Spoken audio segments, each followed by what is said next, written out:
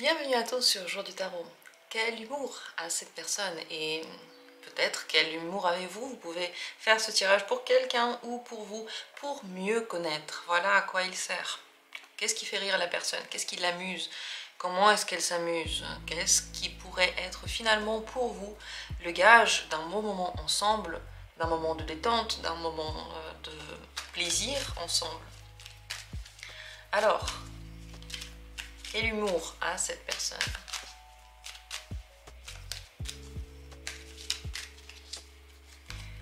Première possibilité. Deuxième possibilité. Troisième possibilité. Quatrième possibilité. Et une cinquième possibilité. 5 cartes au choix.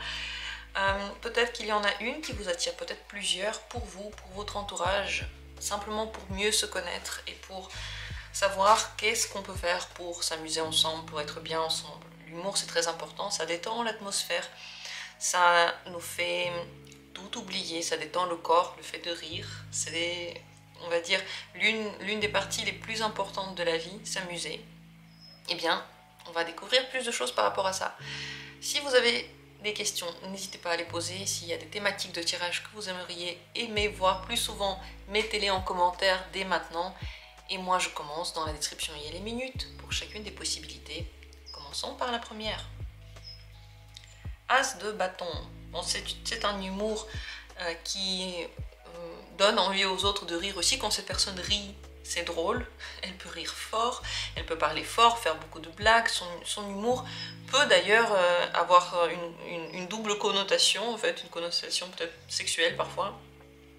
Il y a du feu dans ce qu'elle dit, elle a beaucoup d'humour, elle a beaucoup d'amour pour la vie, donc elle aime sourire, rire, elle aime bien amuser les autres, elle aime bien parler, elle aime bien partager, elle aime bien être en communication en fait, et parce que tout ça c'est joyeux. C'est une personne très joyeuse parce que elle est motivée. L'as de bâton, c'est vraiment l'étincelle de vie. Donc son humour peut toucher n'importe quel domaine. Elle aime rire, elle aime bien faire des blagues, elle aime bien quand on en fait. Mais tout ça, ça doit être vraiment dans une atmosphère d'accueil et d'ouverture. Pas lorsqu'on juge l'autre pour son humour, pas lorsqu'on essaie de corriger ou de dire « ah ça se dit pas ». Donc tout ça, ça marche pas avec cette personne. Elle est très libre, elle peut rire de tout, elle peut aussi parfois avoir un humour noir par exemple. Ça peut aller dans n'importe quel sens du moment que c'est nouveau, que c'est intéressant et que c'est en bonne compagnie. Donc c'est une personne joviale que vous avez en face de vous. Deuxième carte.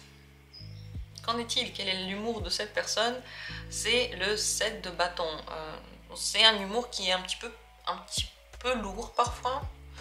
Ça peut être lourd, ça peut être trop tendu. Cette personne ne peut pas rire de tout. Il y a des choses sur lesquelles on ne parle pas, on ne fait pas de blagues, on fait attention. Elle veut avoir de l'humour, c'est possible parfois elle fasse des blagues exprès, parfois ça passe, parfois ça ne passe pas trop. Elle essaye, en tout cas ça lui plaît l'humour, mais c'est difficile pour elle. En général, elle n'aime pas rire d'elle-même, elle n'aime pas quand on fait des blagues sur elle, elle a du mal à tout prendre de façon rigolote, mais elle peut rire des autres plus facilement que d'elle-même. Donc lorsqu'on fait des blagues qui la touchent, elle peut se sentir attaquée, par contre elle peut le faire pour les autres, donc ça marche pas dans les deux sens. C'est une personne qui... C'est pour ça que je dis que ça peut être un petit peu lourd, parce que c'est une personne qui n'accepte pas l'humour partout, tout le temps, qui peut mal prendre des choses, qui peut être vexable, même si ça ne la concerne pas. Elle peut prendre certaines choses directement pour elle. Et en fait, elle a très envie d'avoir de l'humour, elle a très envie de comprendre les blagues. Et comme en fait elle en a très envie, eh bien c'est une tension qui en résulte, donc parfois il faut faire attention. Donc c'est une personne, voilà, on ne peut pas rire de tout, on ne peut pas faire tout et n'importe quoi.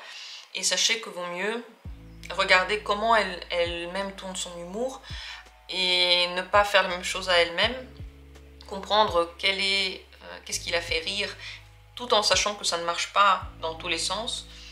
Peut-être lorsque vous faites des blagues, essayez d'être doux et ne pas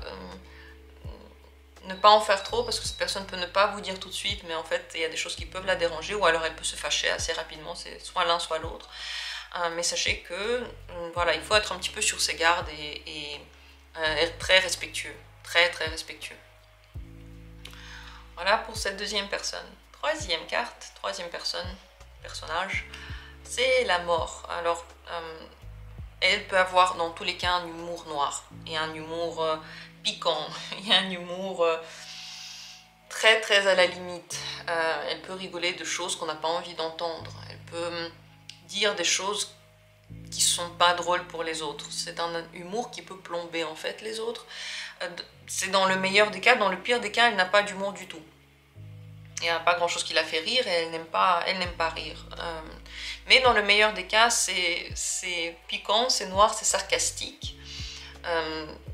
Ça peut être du coup très drôle si on accepte l'humour sarcastique. C'est un humour qui touche en fait les points les plus sensibles, les points qui font le plus mal. Et si on est assez ouvert, eh bien on va en rire parce que ça fait mal mais c'est vrai. Et puis si on est très sensible, eh bien l'humour de cette personne peut nous déplaire complètement.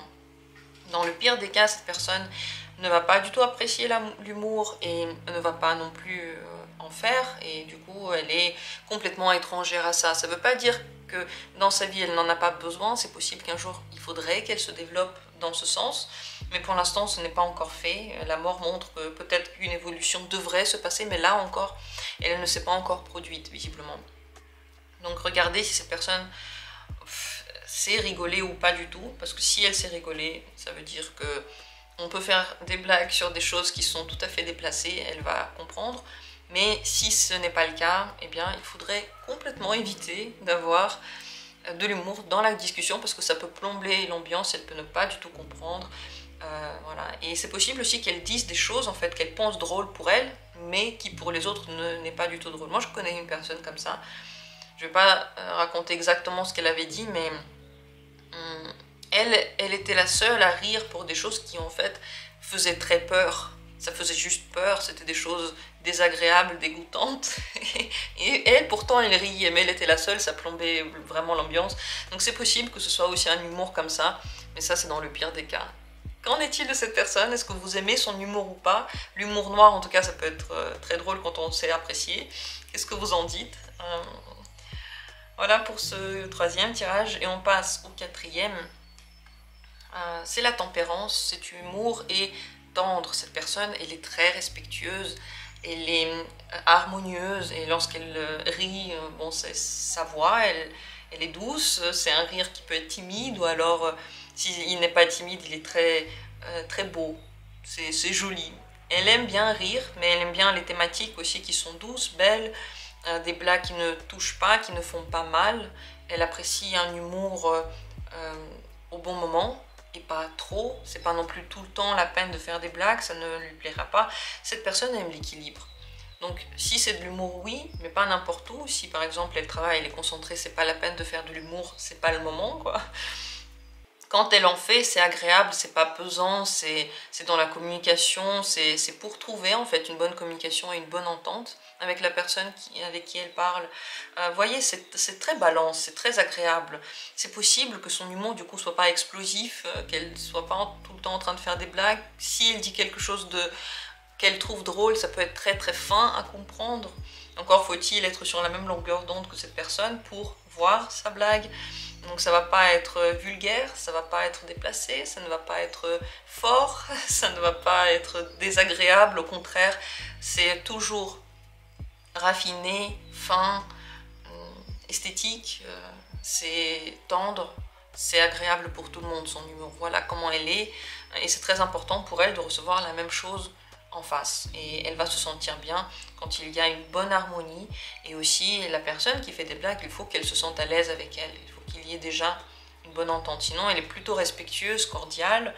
Et si on va un petit peu plus loin, eh bien dans la communication, l'humour se développe naturellement pour que les deux soient bien avec.